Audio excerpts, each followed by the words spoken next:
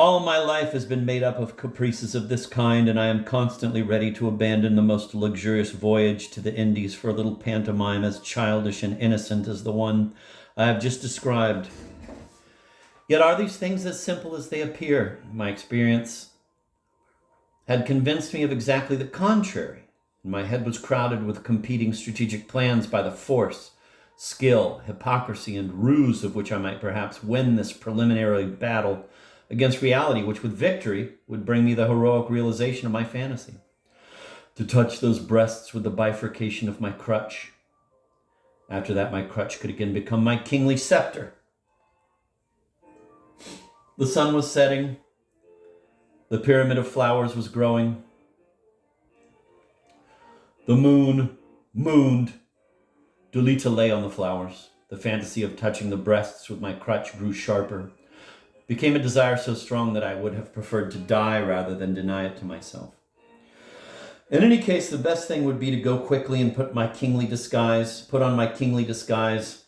When I was thus clad, my plans always became colored with a new and inspiring audacity. I would come out again in this garb and lie down beside Dulita on the pile of linden blossoms, and I could then continue to look at the blossom picker's breasts. Dulita, seeing me thus bedecked with all the trappings of a king, would feel herself dying of love. I went quickly up to my room, took the ermine cape out of the closet, placed my crown on my head, with the long white anti-Faustian wig falling delicately over my shoulders. Never in my life had I thought myself so handsome as that afternoon. A waxen pallor pierced through my brown skin, and the circles around my eyes had the same enticingly bruised brown color that I had just observed wearilessly for over an hour in the folds of the linden blossom picker's armpit, just where 3 little creases formed each time she lowered her arm. I left my room intending to go down again into the garden, animated with the serene calm that comes with the feeling of being irresistibly handsome. Just before reaching the main stairway, I had to cross a kind of closed vestibule situated on the 2nd floor and overlooking the garden through a small window brightly lighted by the sun.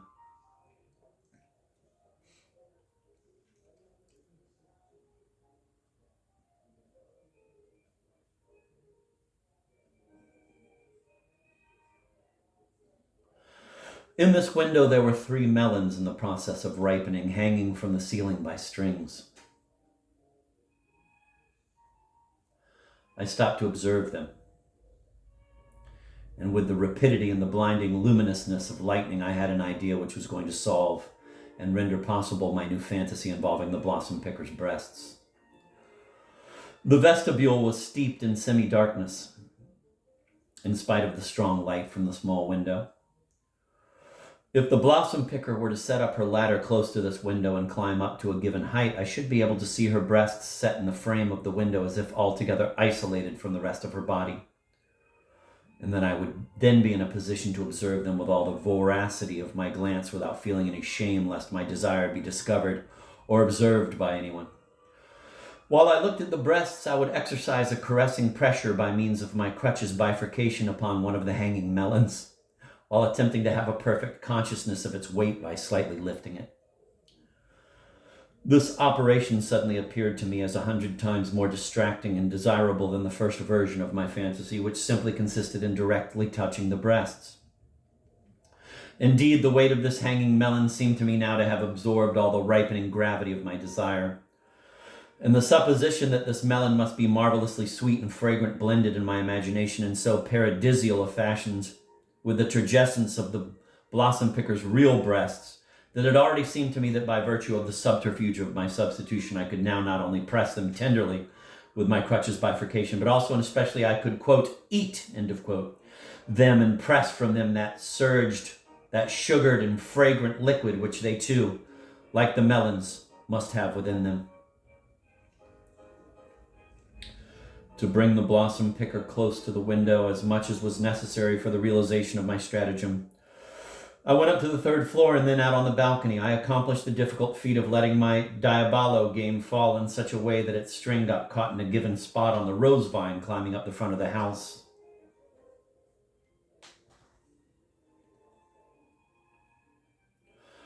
Whereupon, using a reed stalk, I tried to tangle this string as much as possible among the thorny branches in order to make its removal as long and painful as possible. This operation was most successful, and I took all the necessary time. Anyone observing me from the garden might have thought what I was doing was precisely to try to get it free. Having prepared the bait of my trap, I ran out into the garden. I went over to the ladder on which the blossom picker with the beautiful breasts was perched, and in a whimpering voice begged her to go and untangle my diabolo. And I pointed to it with the tip of my crutch, which I had previously unearthed from the pile of flowers where it had been purifying since noon. The blossom picker stopped her work and assumed an attitude expressing the pleasurable relief that goes with a long-awaited rest. She distributed the whole weight of her body between the support of one of her robust elbows and the opposite leg in such a way that her hips were violently arched in a divinely beautiful pose, which was further enhanced by the motions of her free arm, which she lifted to tidy her disheveled hair. Just then a drop of sweat fell from her moist armpit and struck me right in the middle of my forehead. Like one of those large warm raindrops that usher in the great summer storms. A drop of sweat which was in reality of truth, like the oracle and the harbinger of the storm of nature combined with that of my soul, which destiny held in store for me the next day at about the same hour.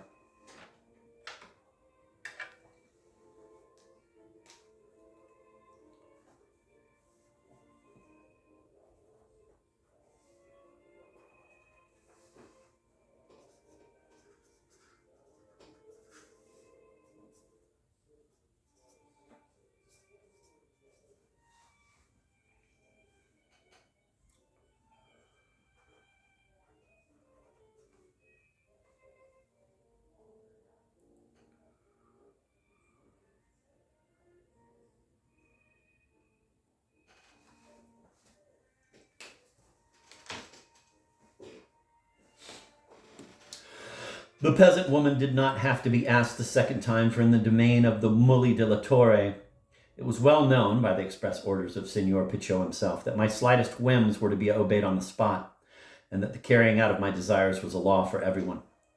After having savored a short rest, during which she abandoned her whole body to the light, like a piece of sculpture, she came down from her ladder and with Delita's help dragged it to the foot of the wall beneath the window, which was the place I had chosen. This operation was a rather long one, for the ladder was some distance away and it had to be pushed to the designated spot in short spurts. In addition, it was necessary, once it was near the wall, to brace it well before venturing to climb up on it. I took advantage of the delay to run into my room and strip to the skin. This was the occasion in my life on which I remember thinking myself most handsome as I looked at my reflection in the mirror. I ardently wished at that moment that the whole world could have admired my supreme beauty, or at least that the lovely blossom picker and my new Delita could have done so. But I could not think of appearing thus all of a sudden, and I covered my nakedness with the ermine cape. In spite of the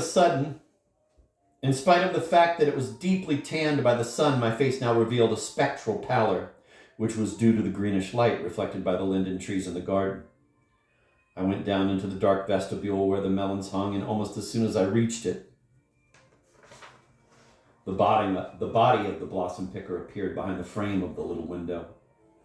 I had taken good measurements. The lower part of the window intercepted her body just where the thighs began, while her upper part was entirely cut off at the head.